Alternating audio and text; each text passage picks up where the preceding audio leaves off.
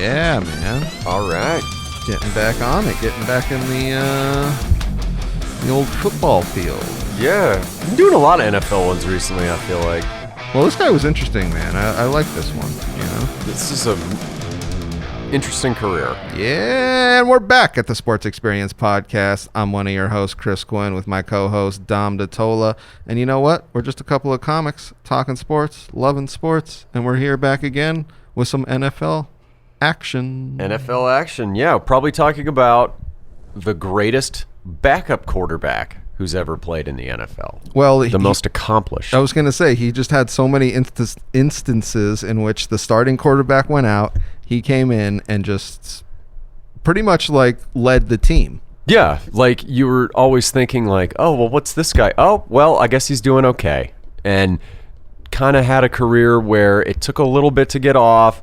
Then it had a really, really high point, went down for a bit. Then another really, really high point, down for a bit. High point again, down for a bit. But not like in a negative way where it was down. It was just he was not playing. Yeah. Because the starter was that good. So talking about Earl Morrall today, born May 17th, 1934 in Muskegon, Michigan. Was quite the football player growing up, as we'll see from his professional career. Well, I mean, in this era, they play all sports, and he was definitely a top football player and baseball player. Yeah, so. He was a good baseball player. Won a state title as a senior in 1951 for Muskegon High School, and then went on to play at Michigan State for a very good program at that particular time. Yeah. Not so much probably now, but yeah. But yeah, in '55, I think they went 9-1. So I mean, it's the Spartans of this time were a great football team. Yeah, like I said, played from 53 to 55. Obviously, you can't play as a freshman, but by 55, everything goes right for them. They make the Rose Bowl, and then play UCLA, win the game 17-14. Yeah, and had a 13-yard touchdown pass to Clarence Peaks to tie the game at 7 off on a 11-play, 80-yard drive. And then in the fourth quarter, got his team 10 more points to secure the win, and they were named national champions by the Bowen system. That back in those days, you had like a shit ton of different polls. Yep. That was the only one that named him number one, but still, I mean, that's still an impressive accomplishment for him. He also... one thing I wanted to point out about this Rose Bowl, interestingly enough, it was the most racially segregated bowl game up until that point. Both teams combined for 13 total black players, where at a time when the Sugar Bowl wasn't letting any play. Yes, so, at all. Men of their time. Yes, men of their time. It was a interesting time in football because, I mean... Yeah, but like I was saying, he was a great college baseball player, too. Yeah, he played shortstop and third base for Michigan State, and also played in the College World Series in 1954. Yes. Which is really awesome. I think that just ended right now, yeah. Since we're beginning of July. But football is where he's going to go. This is where he's going to play. 1955, finished fourth in the Heisman voting, which pretty impressive. And in the 1956 draft, he was picked number 2 overall by the San Francisco 49ers. Well, this is what I thought was kind of interesting because it wasn't like baseball or football was like super established as this lottery that you're about to win. So yeah. I feel like he was picking football and being like, well, I'm really good at football and I could really do my best at this. And when he gets picked by the 49ers, I feel like his thought is, oh, I'm going to be a 49er for a long time. And this is why I bring this up, because in this era, you don't see guys bounce around like he proceeds to. No, he bounces around. They should, those filthy beggars. They move from port to port. Mm-hmm. But no, 56, he's more of a punter on their team than an actual quarterback. Yep. 45 punts, but only started 4 games at quarterback. 621 yards passing, 1 touchdown, and 6 interceptions. And then in early September of 1957, he's not even a 49er anymore. They are so done with him as a quarterback, and this is what I thought was so weird, was they took him 2nd overall, and then literally like a year later, they were like, Steelers, do you want him? They're like, Yeah, we'll give you shit. So one thing I wanted to bring up about this, basically up until Chuck Noll took control of the team in 1969, their front office was a complete and total cronyistic shit show. And they weren't the only team that did this. Oh, yeah. Lots of teams did too. They didn't view draft picks as any sort of marketable capital. Oh, okay. They would trade those away for veteran players, and they would just get rid of them. Like, it was just an afterthought almost. And September 16th, 1957, traded with guard Mike Sandusky for Marv Matuzak, a linebacker, and 2 first-round picks. Yeah. Which, holy shit. But in 1957, he actually has a good year for Pittsburgh. He makes the Pro Bowl, goes 6-5 as a starter, which is pretty impressive for the shit show of the organization was that time. 1,900 yards passing, 11 touchdowns, 12 interceptions. Doesn't stay in Pittsburgh for very long either. I mean, this guy is just riding the NFL carousel, as you'll later find out in this podcast, quite a bit. Well, and this is where we see him kind of in that first, because he's always like right outside of history, if that makes sense. So this is where one of those first instances is he gets traded to the Lions. And who does he get traded for, Chris? For the man that carries the curse, Bobby Lane. I'm not drunk. I'm from Texas. Yeah. One of the greatest quotes ever.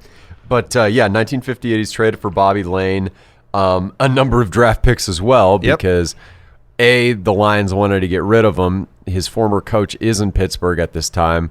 And unfortunately, I mean, it should have worked for both sides, but it doesn't really work out for Detroit very well. No, because Bobby cursed him.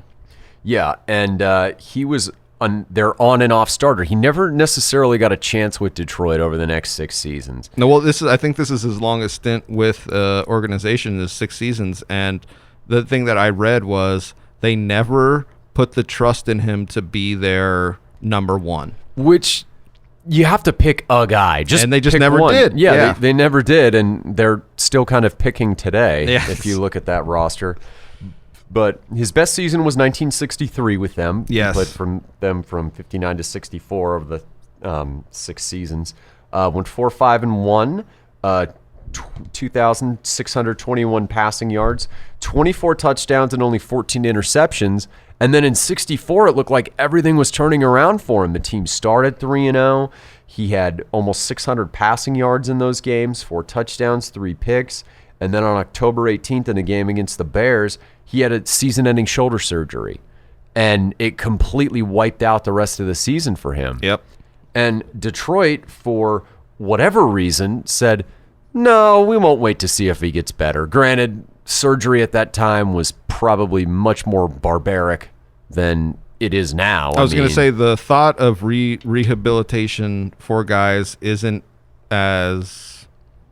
It's not going to be as willing, an organization isn't going to be as willing to sit through it now. And if they had the chance to get rid of him, I felt like they were like, yeah, let's get rid of him. Oh, God, in those days, you were lucky if they didn't take you out back with a shotgun like a horse. Yeah, I mean, no Jesus shit. Christ.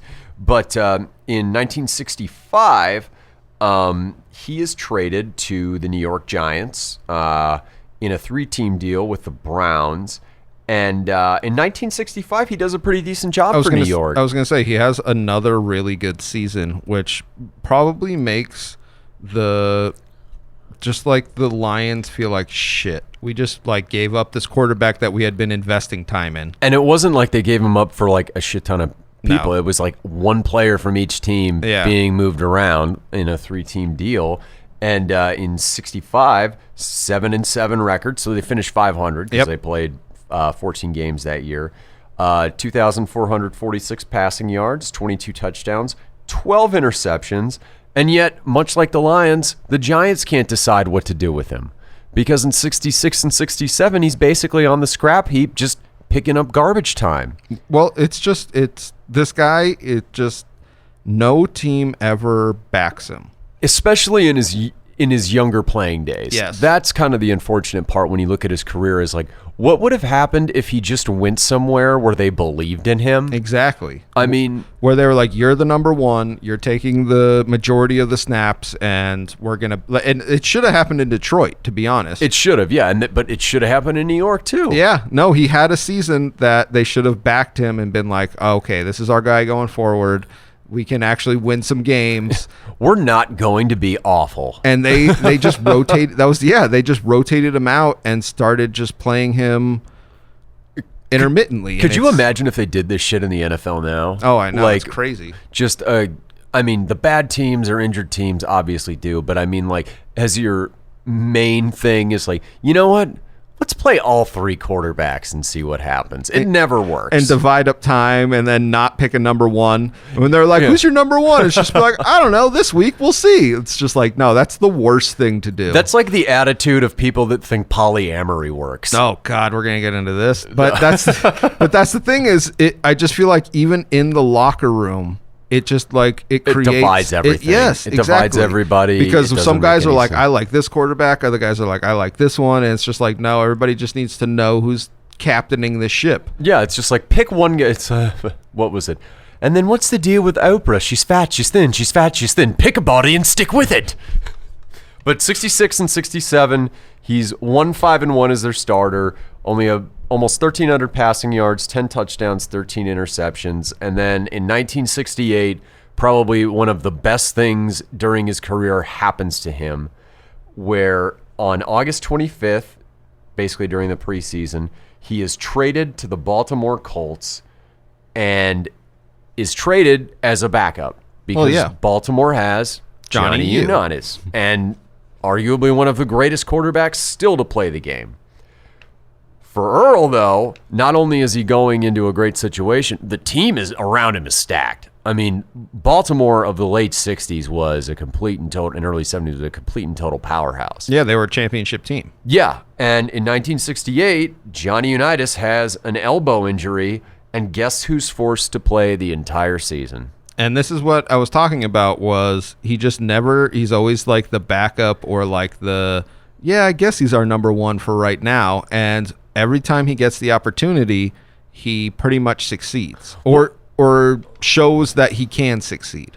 He had a great quote I wanted to read about being a backup. He says, when you get in the game to do the job, you have to do the job. That's all there is to it. I mean, it's that's the best. Exactly what he did. I mean, in 68, for those of you who don't know, Baltimore went 13-1 in the regular season. Not only did they go 13-1 in the regular season, they dominated Minnesota in the, I guess, divisional round of that time, whatever it was. Yeah. And then in the NFL championship game, they shut out the Cleveland Browns. I mean, they embarrassed Cleveland, like, really badly. And granted, they had a dominating defense and a good running game, but that was Morrall's best season as a professional football player. He went 182 for 317, had 2,909 yards passing, led the league in touchdowns with 26, and also led the league with an 8.2 yards per attempt. He not only made the Pro Bowl, he was named an All-Pro, and also the NFL MVP. Yep. As a backup, just to put it into Off perspective. the scrap heap. Yep. Not Johnny Unitas. No. Winning the MVP that year. That is Earl Morrall. Yeah. And him and his team go to the Super Bowl. They're 18.5-point favorites. You can learn more about this in our NFL-AFL merger episode. And everyone thinks the Colts are going to win. They're going to run all over them and kick the shit out of the New York Jets, which everybody kicks that shit out of the Jets except that day.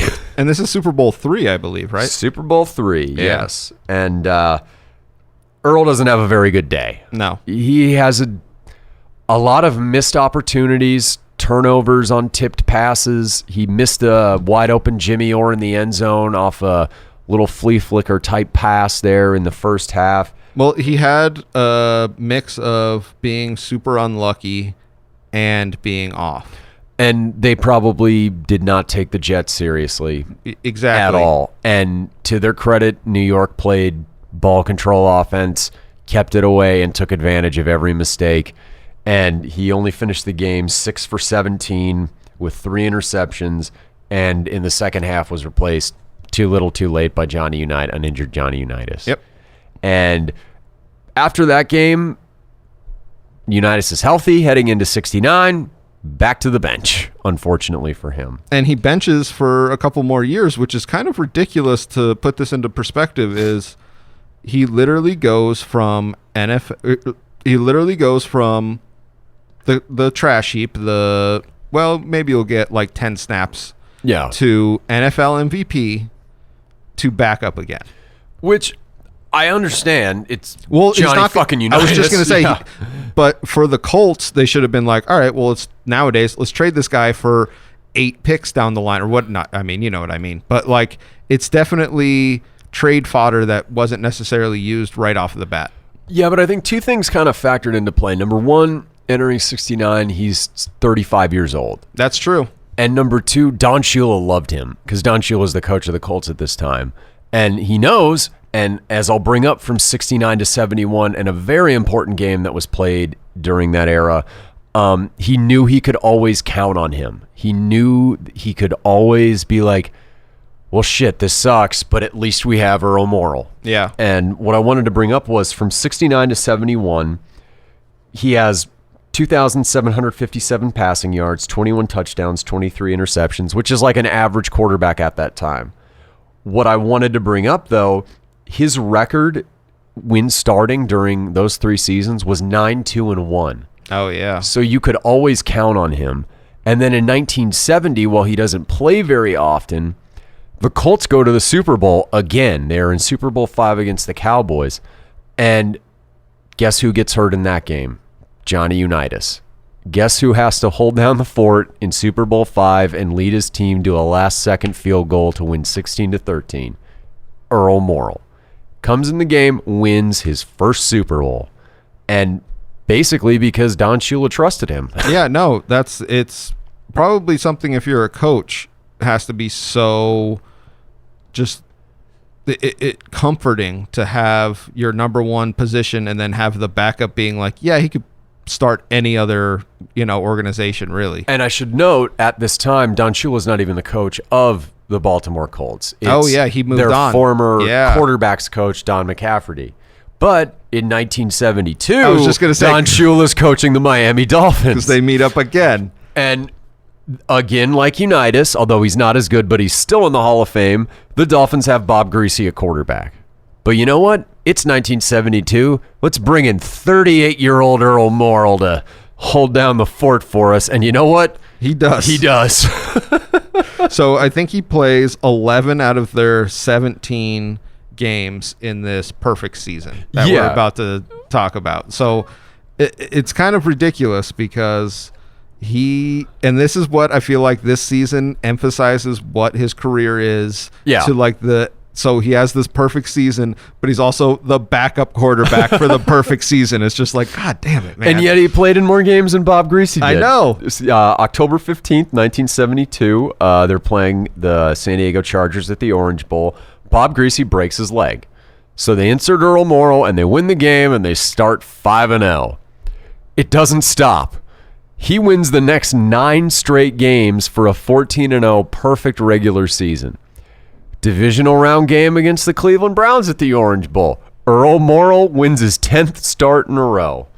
And then they get to the AFC Championship game against the Steelers off of the Immaculate Reception game. Oh, yeah. And Pittsburgh's defense is proving to be very formidable.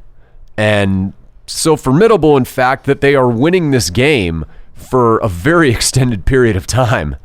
And to Shula's credit, he decides to pull the plug on Earl Morrall in what could have possibly been the most magical backup season ever.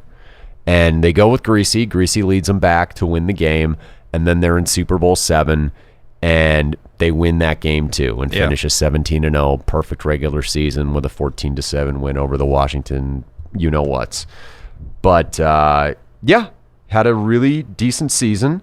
Had 1,360 passing yards, 11 touchdowns, was named an All-Pro by certain publications. So, I mean, he never lost a game. No, and this is my point is he constantly has this backup role, but whenever he's inserted, he is just like really a great quarterback, but he's also in these moments in this early NFL that are just like reverberate. Yeah, and to me, it's having a very valuable asset on your roster to know, like, okay, if the shit hits the fan, and I mean, this isn't like where he's backing up like scrubs or anything. Yeah, this isn't kind of like early in his career where he's on these bad teams and they don't know what to do. These teams have Hall of Fame quarterbacks. To have somebody like that on your roster to be like, you know what? Things are going to be okay for however long so-and-so is out. Good for Don Shula for even thinking of that. I was going to say, that's where you see Don Shula being a great coach, because I feel like even in this era, having a guy 35 plus and inserting him and having that full confidence in him, like, that's some good coaching. Well, and you never saw guys that old sticking around the league. I mean, the year they went 17-0, he was 38. I know. That's what's so absolutely awesome about Earl Morrall. Is the moral of the story is, I'll say this though, because he played for the Dolphins for like four seasons, so he definitely was their backup until I think he was 40, right? Well, no, he picked up a Super Bowl ring the following year when they went back to back in 73. He played till 1976. He was 42 years old. 42, yeah. He played 21 seasons in the NFL. Finished his career with a 63-36-3 record, which speaks to a lot of these wins are coming towards the end of his career where he's filling in and winning games. 51.3 completion percentage, which is good by that time standards. Over 20,000 passing yards, 161 touchdowns, 148 interceptions. 2-time Pro Bowler, 2-time All-Pro, 3-time Super Bowl winner, and an NFL MVP. Hall of Famer? Not at all. But you can make a very strong argument, the best backup quarterback who has ever played in the NFL. That was something that I kept running into, was this is the best backup, and he just later in his career was just on these teams with great quarterbacks that he couldn't be better than, but he's still 5th, 6th best quarterback in the league, but is essentially in this backup role. Yeah, like in 72, that was the first season that two guys on the same team ran for 1,000 yards. You had Larry Zonka and Mercury Morris. Yeah, sure, you can take that away from Earl Morrall, but guess who's playing quarterback on that team? Yeah, I mean, come on. Who's running the show? Yeah, retired May 2nd, 1977. Up until that time, later Doug Flutie and Vinny Testaverde broke it, was the oldest guy to start and win an NFL game. Yeah, well, that's what we were kind of talking about, was like guys that were over 35 didn't do it. He played until he was 42 as their backup, and really the season that just keeps reverberating for me is when he's 38 and wins 9 in a row. You know what I mean? 10 if you count the playoffs. 10 if you count the playoffs, and it's... And he should get the win for that start, but I'm just kidding. No, I agree. But it's one of those things where like you see it now, but you didn't see it for like 30 years after him. No, I mean you don't have ageless wonders anymore. And I mean, imagine if he was taking all those Tom Brady drugs. He could have played till he was 60. Exactly. If he wanted, just holding the clipboard, smoking a cigarette on the sidelines. I don't know if he smoked or not, but just like, yeah, could have. Possibly with strength and conditioning, who the hell knows what could have happened. Yeah, no, it's crazy. But after his career, he became the quarterback's coach for Miami of Florida in 1979. I'm guessing only because Howard Schnellenberger, who was their coach during that time period, was a Shula assistant. Oh, yeah, okay. He coached guys like Jim Kelly, Vinny Testaverde, Bernie Kosar, was a member of their staff when they won the national championship in '83. Other additional facts, ran in 1992 for the U.S. House of Representatives, but lost. But in 1989 was the mayor of Davie, Florida, outside of Miami. But much like our previous episode, died at age 79, April 25th, 2017 in Fort Lauderdale. They also did a study on his brain after his career, or after his life ended. He had the worst CTE stage you can possibly have. He had stage 4 CTE. Yeah. So he took quite the beating, I guess, during his NFL career, despite being a backup. I saw this, and I thought it was interesting because he didn't really show any of the signs posts in his later life. Yeah. Like sometimes we see, but when they dissected his brain, they were like, whoa. So CTE is the weirdest thing, and we're still finding stuff out about it, but it's just, different people get affected different. Yeah, it must be a person-to-person thing as far as how it interacts with you chemically or whatever as your brain is turned into mush. But Earl Morrall, greatest backup quarterback in NFL history. I'll say it. Hey, everybody. This is just a stock message at the end of every episode. We hope you enjoyed whatever athlete and or team that episode was about. Just want to say, give us a quick follow on all social media. We have a YouTube channel, the Sports Experience Podcast, and we're on Instagram, DiTolla Dominic, and myself, C. Quinn Comedy. So give us a follow all around. We're always recording right here at Engle Studio. Thank you all very much.